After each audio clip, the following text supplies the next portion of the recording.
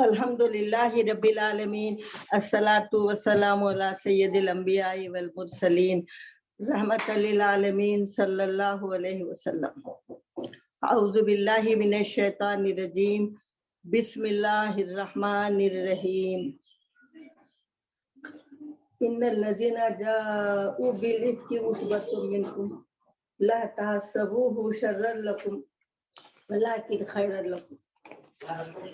اللہ، یہ سورہ نور کا بل ہوا خیر لکم، یہ سورہ نور کا دوسرا رکوع ہے۔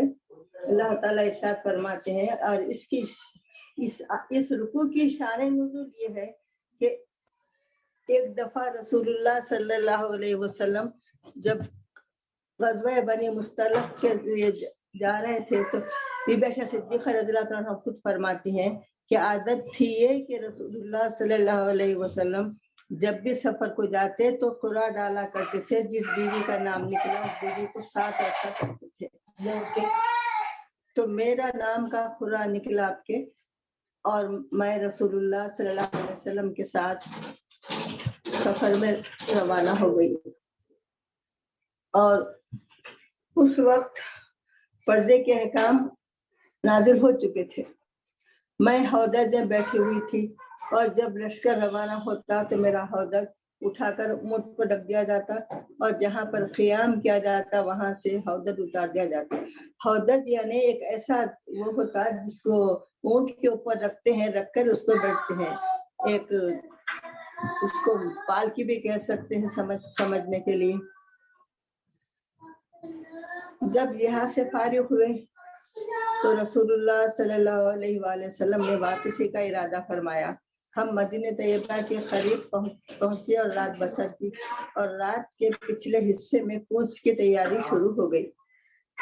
میں قضائے حاجت کے لیے باہر گئی، جب واپس آئی تو میں گلے کا ہار ٹوٹ گیا تھا، تو میں اس کے تلاش میں پھر لوٹ گئی، اور ہاتھ تو مجھے مل گیا، لیکن جب واپس آئی تو لشکر وہاں سے جا چکا،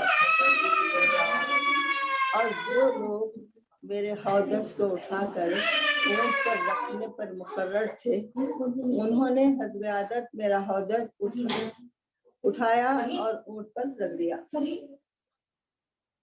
اور اس وقت ان لوگوں کو یہ معلوم نہ ہو سکا کہ میں ہودج میں ہوں یا نہیں ہوں، کیونکہ آپ اس وقت بہت دبلی تھی اور یہ وزن بہت ہلکا تھا، تو ہودج اٹھانے والے محسوس نہیں کر سکے کہ آپ ہے یا نہیں ہے، کیونکہ ہودج پر پردہ چھپا ہوا رہتا تھا، اور میں کم عمر بھی تھی، اس لیے میرے نہ ہونے کا انہیں احساس تک نہ ہوا۔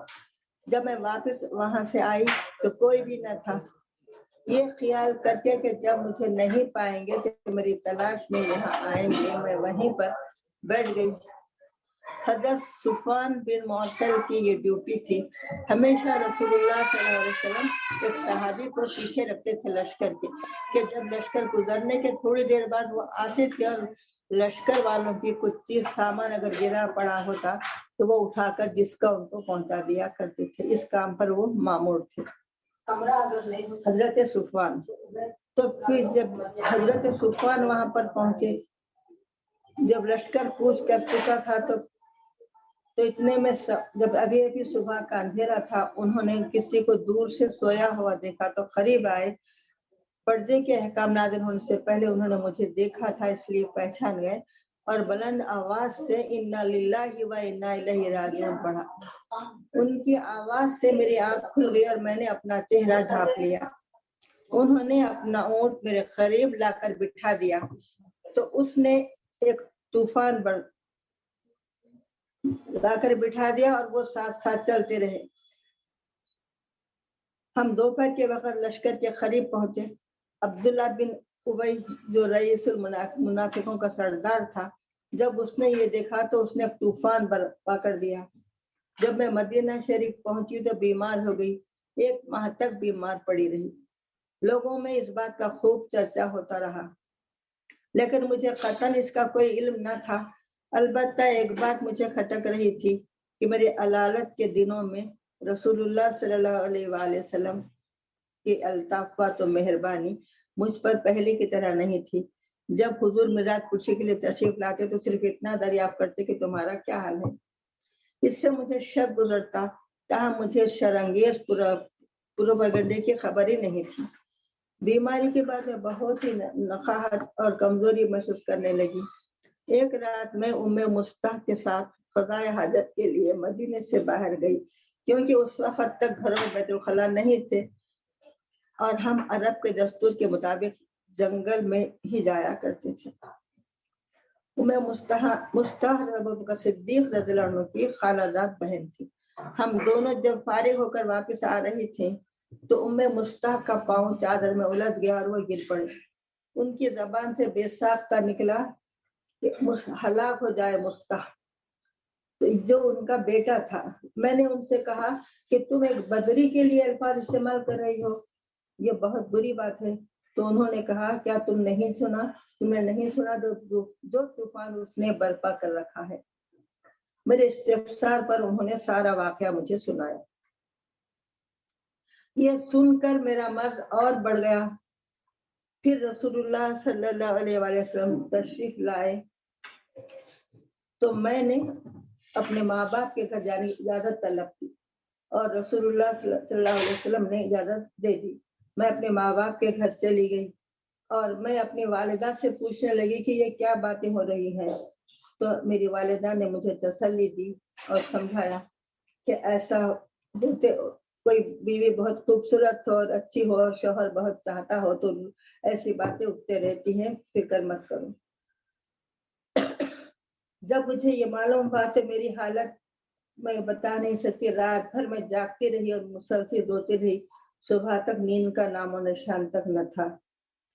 और जब वही में ताक़ीर हुई तो रसूलुल्लाह सल्लल्लाहु अलैहि वसल्लम ने बाद सहाबा से राय तलब की इस बारे में और आपने ये ऐलान किया कि अल्लाह की कसम कि जिसने मुझे सच्चा रसूल बनाकर भेजा है कि उसके सिवा मैंने आयशा सिद्दीक़ा रज़ियल्लाहु अन्हा में कोई किस्म की गलती नहीं देखी, वो बहुत पाकीज़ा है। उसके बाद रसूलुल्लाह सल्लल्लाहु अलैहि वसल्लम बीबी आयशा सिद्दीक़ा रज़ियल्लाहु अन्हा जो उनके माँ बाप के घर में थी वहां पर आए और भी आकर सलाम करके बैठ गए।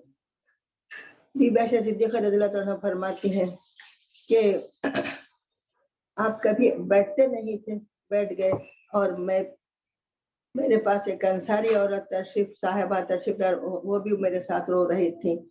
उसके बाद रसूलुल्लाह सल्लल्लाहु अलैहि वसल्लम पर वही के आसार शुरू हो गए। वही के आसार ये होते थे कि सर्दी के मौसम में भी नुज़ुल वही के वक्त पसीने के खतरे मोतियों की तरह ढलकने लगते थे। जब वो कैफियत खत्म हुई तो रसूलुल्लाह सल्लल्लाहु अलैहि वसल्लम हंस रहे थे और पहली बात जो आपने फरमाई वो ये थी कि आयशा खुशखबरी हो, अल्लाह ताला ने तुम्हारे बरात जाहिर फरमा दी। मेरी वालिदा ने मुझसे कहा, ऐ आयशा उठो और हुजूर सल्लल्लाहु अलैहि वसल्लम का शुक्रिया अदा करो। मैंने कहा, बखुदा मैं नहीं उठूंगी, न किसी का शुक्रिया अदा करूंगी, सिर्फ अल्लाह ताला का शुक्र अदा करूंगी जिसने मेरी बरात जाहिर फरमाई। इस तरह से मुनाफिकीन का उठाया हुआ ये तूफान थमा। अगर से इसका सरगना रईसुल मुनाफिकीन अब्दुल्ला बिन उबई था, लेकिन उसने इस शिद्दत के साथ इस बात का बतंगड़ बनाया कि कई सादा लोग मुसलमान भी उसके लिपट में आ गए। चुनाते हज़रत हसन, मुस्ता और हमना बिन्त हजश का नाम इसे जुमरे में लिया जाता है। इन लोगों को हद्दे क़ज़फ़ लगाई गई जो तोहमत लगाने वालों के लिए मुकर्रर थी और अब्दुल्ला बिन उबई को छोड़ दिया गया। इसको अल्लाह की आतिश से इंतकाम में हमेशा जलते रहने के लिए छोड़ दिया गया। बास का जिक्र है कि उसको भी सजा दी गई।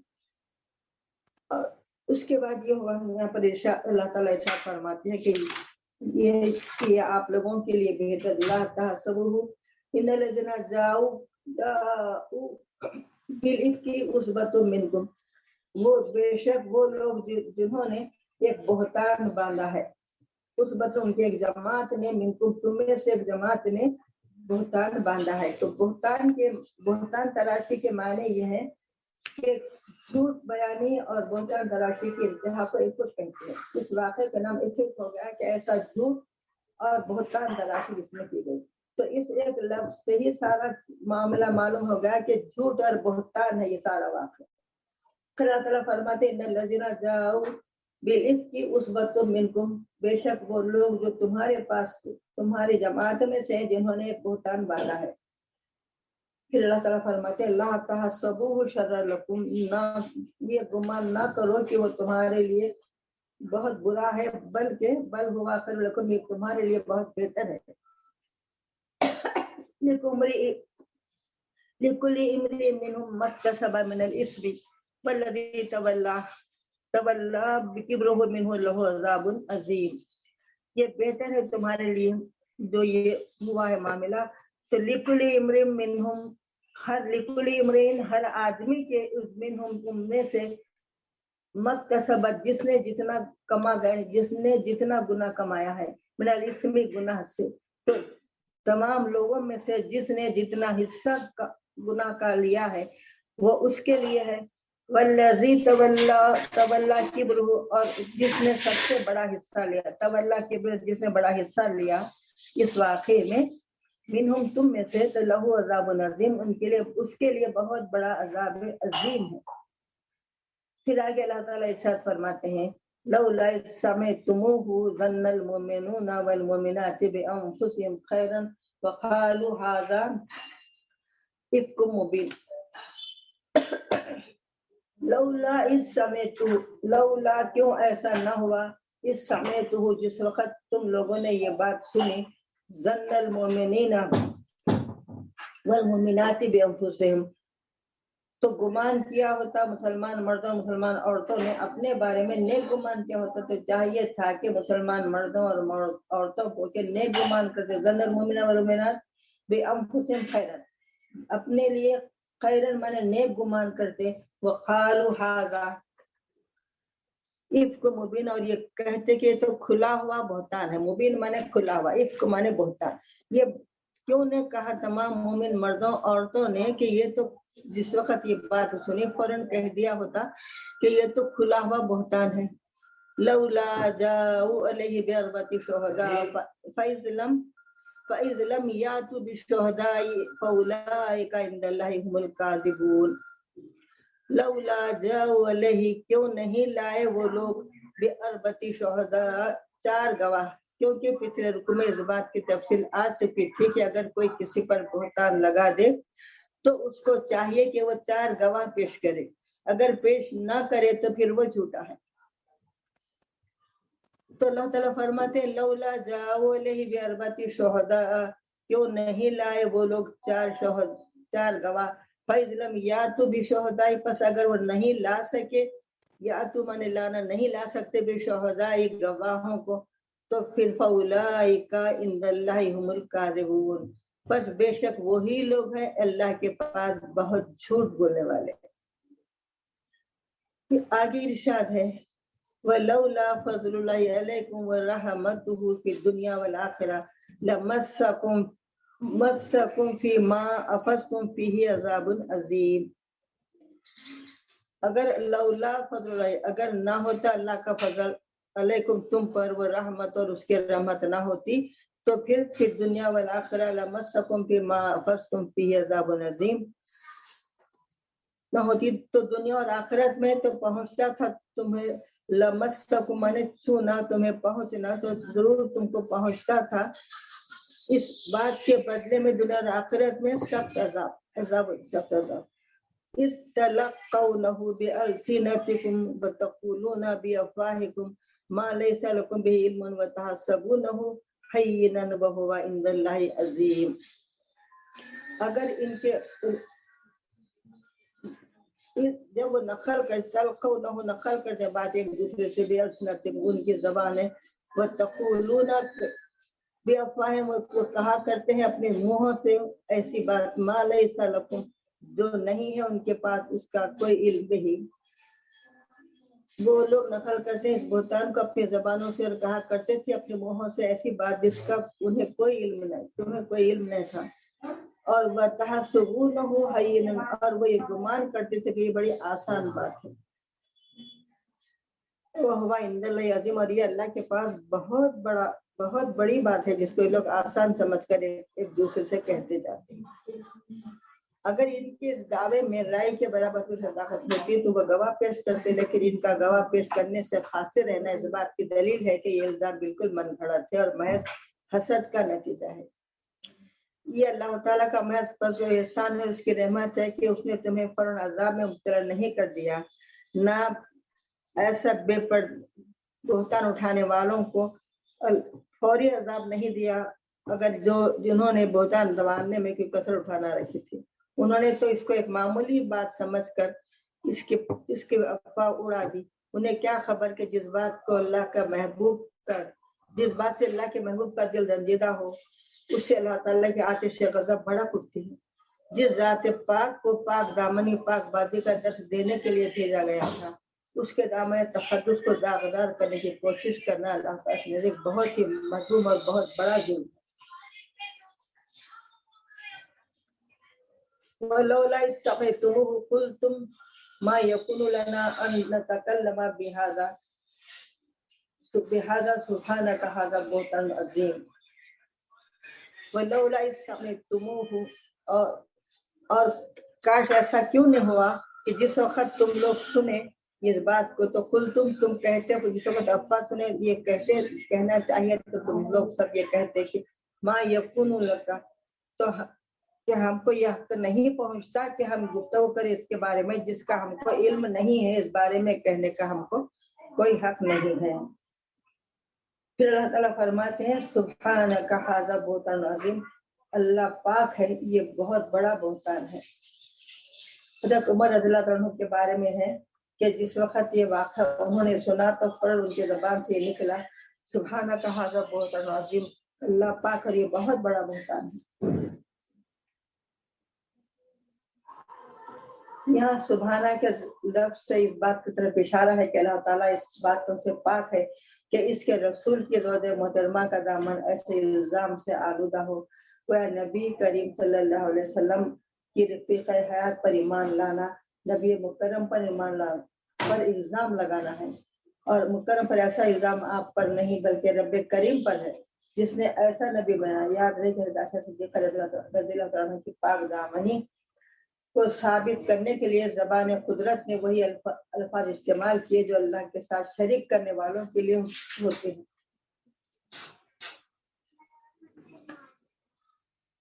آگے ارشاد ہے یعظکم اللہ، اللہ تعالیٰ کو نصیحت کرتا ہے ان تعودوا لمثلہ ابدا ان کنتم مؤمنین، کہ ایسی بات کو دوبارہ اس بات کی قسم دوبارہ اس قسم کی بات ہرگز نہ کرنا چاہیے۔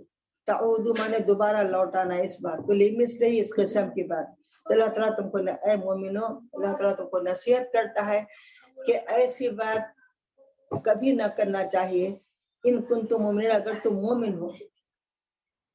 وَيُبَيِّنُ اللَّهُ لَكُمْ آیَاتِهِ وَاللَّهُ عَلِیمٌ حَکیم، اور اللہ تعالیٰ کھول کھول کر بیان کرتا ہے تمہارے لیے۔ یبین کھول کھول کر بیان کرنا، اللہ تعالیٰ کھول کھول کر بیان کرتا ہے تمہارے لیے، یہ اللہ کی نشانیاں ہیں، اللہ کی آیت ہے۔ واللہ علیم حکیم، اور بے شک اللہ تعالیٰ بہت جاننے والا اور حکمت والا ہے۔ ان الذين يحبون ان تشيع الفاحشة في الذين آمنوا لهم عذاب أليم في الدنيا والآخرة والله يعلم وأنتم لا تعلمون۔ ان الذين يحبون، بے شک وہ لوگ جو یہ پسند کرتے ہیں ان تشیع الفاحشہ، جو لوگ یہ پسند کرتے ہیں کہ تشیع مانے پھیل جانا، فاحشہ مانے بے حیا کی بات، تو بے حیائی کی باتوں کو پھیلانا جو پسند کرتے ہیں، جو پھیلاتے ہیں بے حیائی کی باتوں کو، فی الذین آمنوا لهم عذاب علیم فی الدنیا والآخرہ، تو ان لوگوں میں جو ایمان لائے ہیں تو ان کے لیے دردناک عذاب ہے دنیا اور آخرت میں۔ واللہ یعلم وانتم لا تعلمون، اللہ تعالیٰ جانتا ہے حقیقت کو تم نہیں جانتے۔ آگے ارشاد ہے ولولا فضل اللہ علیکم ورحمتہ، اور اللہ کا فضل، اللہ کی رحمت نہ ہوتی تو یہ کہ اللہ تعالیٰ اور یہ کہ اللہ رحمت ہو، اللہ کی رحمت، ورنہ اللہ رؤوف رحیم کی، بے شک اللہ تعالیٰ بڑا رحم کرنے والا اور بڑا مہربان ہے۔ تو اللہ تعالیٰ نے اس رسول اللہ صلی اللہ علیہ وسلم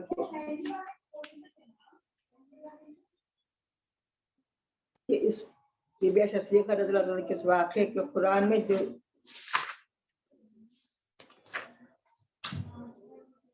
قرآن میں ان کے پاک دامنی ظاہر فرما دی۔ بی بی عائشہ صدیقہ رضی اللہ عنہ کہتی ہیں کہ میں اس بات سے بہت رنجیدہ تھی اور میں سمجھی بھی نہیں تھی کہ میرے بارے میں قرآن میں حکم آ جائے گا۔ میں اپنے کچھ کا اہل نہیں سمجھتی تھی، مگر اللہ نے بڑی مہربانی کی۔ اور یہ واقعہ اس قدر خطرناک واقعہ ہے، اس قدر بڑا بہتان ہے، کس صداقت کو دور سے بھی واسطہ نہیں۔ یہ سراسر جھوٹ اور افترا اور بہتان ہے، جس واقعے کو زبان قدرت نے جھوٹ کا پلندہ کہہ دیا، اس کی مزید تردید کی ضرورت نہیں ہے۔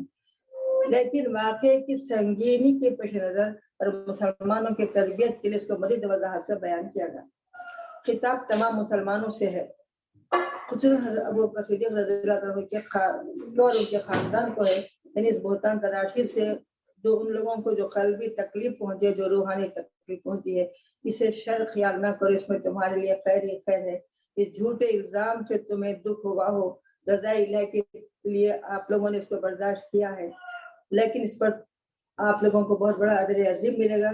اے ابو بکر صدیق، تمہیں چند دن کی تکلیف ضرور ہوئی، لیکن اب قیامت تک کے لیے آپ کی نور نظر کی پاک دامنی کی شہادت قرآن دیتا رہے گا، اور آپ کی لخت جگر کی عفت اور پاک دامنی کو ماننا ایمان اور اسلام ہوگا۔ جو اس کا انکار کرے گا، بلکہ جو اس میں ذرا بھی شک کرے گا، تو وہ دائرہ اسلام سے خارج اور نعمت ایمان سے محروم ہوگا۔ تو اللہ تعالیٰ نے اس قدر شاندار الفاظ میں بی بی عائشہ صدیقہ رضی اللہ عنہ کی پاک دامنی بیان فرمائی کہ جس سے ان کی قیامت تک جو لوگ پڑھتے رہیں گے اور ان کی پاک دامنی کا اقرار کرتے رہیں گے۔ اور یہ جو حکم ہے یہاں پر کہ یہ خاص اس واقعے کے ساتھ تو منسلک ہے، مگر تمام مسلمانوں کے لیے یہ بڑی نصیحت ہے اس کے اندر کہ کوئی کسی کو اس قسم کی بات کبھی بھی بہتان نہ اٹھانا چاہیے، اور بہتان اٹھانے والوں کو کے لیے اتنا سخت سزا مقرر کی گئی ہے کہ وہ 4 گواہ پیش کرے، اگر پیش نہ کر سکے تو ہر ایک بہتان لگانے والے کو 80 کوڑے مارے جائیں، تاکہ معاشرے میں کسی قسم کی بدحالی نہ ہو کہ لوگ اس بات کو مذاق سمجھ لیں۔ اللہ فرماتا ہے کوکر میں کھچڑی ہے تو پہ انڈا ہے، یہاں اچار ہے، کھالی تم اس کو ہلکی سمجھتے ہیں، مگر اللہ کے پاس یہ بہت بڑی بات ہے۔ تو لہٰذا تمام مسلمانوں کے لیے یہ تنبیہ ہے کہ آئندہ سے کوئی کسی مرد کے بارے میں نہ کسی عورت کے بارے میں اس قسم کا بدگمانی کرنا اور نہ اس قسم کا الزام لگانا کہ یہ بہت بڑی بات ہے۔ اور اس کے لیے ہر کسی کو عام طور پر دنیا میں آج کل ہوتا رہتا ہے کہ کوئی کسی کی وجہ سے کوئی کسی کو اگر کہیں کسی کے گھر آتا جاتا ہوا دیکھے، کچھ بھی ایسا دیکھے تو بے کھٹ کے الزام لگا دیتے ہیں کہ وہاں پر ان زیادہ آ رہے ہیں، زیادہ جا رہے ہیں، یہ کیا بات ہے۔ تو اس قسم کا گمان کرنا اور لوگوں کو اس کی طرف متوجہ کرنا اور بدگمانی کرنا یہ بہت ہی بڑا گناہ ہے۔ اگر کوئی اپنی زبان سے ایسے الفاظ کہہ دے کہ ہم نے فلاں کسی عورت یا مرد کے بارے میں کہ یہ ایسا ہے، تو پھر ان کو دنیا اب وہ سزا تو نہیں ہے جو دنیا میں دی جاتی تھی، رسول اللہ صلی اللہ علیہ وسلم اور صحابہ خلفائے راشدین کے دور میں تھا کہ دنیا میں سزا دی جاتی تھی جو اللہ کا حکم تھا، مگر اب ان لوگوں کے لیے جنہوں نے اس قسم کی باتیں کرتے ہیں اور ایک دوسرے کو فوری پہنچا دیتے ہیں، جب اس قسم کی بات ملی تو فوری ایک دوسرے کو پہنچا دیتے ہیں، ان کا مشغلہ یہ ہو جاتا ہے لوگوں کا کہ بس یہی جب 4 جمع ہوئے تھے یہی بات کرتے رہے۔ تو ان لوگوں کے لیے اب دنیا میں ویسی سزا تو نہیں ہے، مگر ان لوگوں کے لیے آخرت میں بہت بڑا عذاب ہے جو جس قسم کی باتیں کرتے ہیں۔ کسی پر پاک دامن پر تہمت لگانا بہت ہی خطرناک بات ہے۔ اللہ تعالیٰ سارے مسلمانوں کو ہم سب کو ہدایت عطا فرمائے، جنہوں نے اتنی بڑی جو لوگوں نے جو منافقوں نے اتنی بڑی جرأت کی کہ بی بی صدیقہ رضی اللہ عنہ کے بارے میں اس قسم کا گمان کر کے اس گمان کو اس قدر پھیلا دیا۔ اللہ نے ان کے حق میں سخت سزا نازل فرمائی، ان کو سزائیں دی گئی جنہوں نے، اور ایسی سزا کو حد قذف کہا جاتا ہے۔ جیسا کہ پہلے رکوع میں بھی اس قسم کے واقعے کی طرف اشارہ کیا گیا تھا کہ یہ ایسی بات کرنا کسی کے لیے جائز نہیں ہے بلا تحقیق کے، اور تحقیق کرنے کی ہم کو ضرورت ہی نہیں ہے کسی کے معاملے میں۔ تو اور ایک سبق اس رکوع میں یہ ملتا ہے کہ مسلمانوں کو، مردوں اور مسلمان عورتوں کو آپس میں ایک دوسرے کے ساتھ بدگمانی نہیں کرنی چاہیے۔ مومن کی یہ شان نہیں کہ کسی مومن کے بارے میں کوئی غلط گمان کرے، بدگمانی بھی گناہ ہے، تو لہٰذا بدگمانی سے بچنا چاہیے، اور ہم سب کو کسی کے بارے میں کسی قسم کی بدگمانی نہیں کرنا چاہیے جب تک کسی بات کا یقینی علم نہ، اور یقینی علم ہو جائے تو بھی اس کو لوگوں کے سامنے بولنے کی کوئی ضرورت نہیں ہے۔ بولنے والے بھی گنہگار ہوتے ہیں، ایسی باتوں کی تشہیر کرنے والے بڑے گنہگار ہوتے ہیں، جس کو یہ لوگ عام طور پر معمولی بات سمجھتے ہیں۔ اللہ تعالیٰ کے رزق یہ بہت بڑی بات، اور واقعی یہ بہت بڑی بات ہے، جو کفر سے بھی زیادہ شدید بات ہے۔ کسی کے بارے میں اگر یہ کہہ دے کہ وہ کافر ہیں تو ان کے لیے اتنی بڑی بے عزتی کی بات نہیں ہے جتنی بڑی کسی کی عزت پر الزام لگا دینا، یہ بہت ہی بڑا گناہ اور بہت ہی بے عزتی کی بات ہے۔ اللہ تعالیٰ ہم سب مسلمانوں کو ایسے گناہوں سے، ہر قسم کے گناہوں سے باز رکھے، اور ہر گناہ سے ہم سب کو بچائے اللہ تعالیٰ۔ وآخر دعوانا الحمد للہ رب العالمین۔ اللہم آنس وحشتنا فی قبرنا، اللہم ارحمنا بالقرآن العظیم واجعلہ لی اماما ونورا وہدی ورحمہ، اللہم ذکرنا منہ ما نسینا وعلمنا منہ ما جہلنا وارزقنا تلاوتہ آناء اللیل وآناء النہار۔